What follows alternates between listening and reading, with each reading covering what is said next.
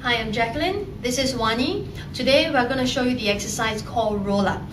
Okay, so Wany, can you please lie on the mat? Okay, so just lie flat and we'll start with the legs together. You can have the legs hip width apart as well and with your feet flat, dorsiflex, don't flex this position. Let's bring the arms up towards the sky. Alright, so on the exhale breath, I just want to reach your arms towards the back, but only as far as you can keep your ribs down. Okay, so Wany, can you show a demonstration where you lift your ribs up? Sometimes what happens if you reach the arms too far back, we'll end up in this position with the ribs flaring up and the spine extension. And this is a position that we want to try to avoid. So the best position will be bringing the arms a little bit higher and keeping the ribs in.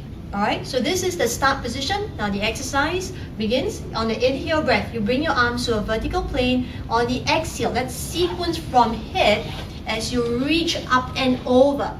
Imagine there's a ball in front of you and you reach over that ball and not squash that ball. Now on your inhale breath, can you begin to roll back? Now use the exhale breath to sequence your spine back down. Your arms reaching only as far as you headed just now. You try this again. Inhale to reach up. Exhale, you go one bone at a time, reaching forwards. Now, as I mentioned previously, just now, we talked about reaching up and over. So what we want to avoid is slumping forward and squashing that ball. So this causes shortening of the spine, right? And it doesn't allow for good activation of the abdominal. So we're going to pull in and reach up and over. You roll down on the inhale. Exhale, you sequence your spine down. Right. So Wany, if you can show a full one repetition of the full exercise.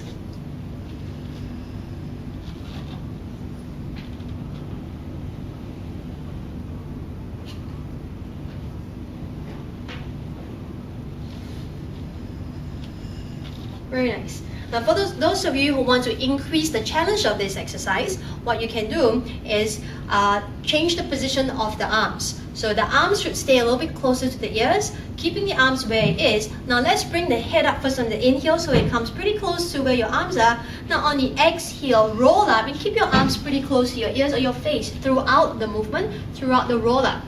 Great. And the same on the way down. You're going to roll back and use an exhale to come down. Very good. We try this again. Right, so arms and ears are very close to each other. And this is the tricky point. That's the challenging part. And then you roll back. Of course, at any point of time, if you find any difficulty to come up, you can let your arms lead the movement first.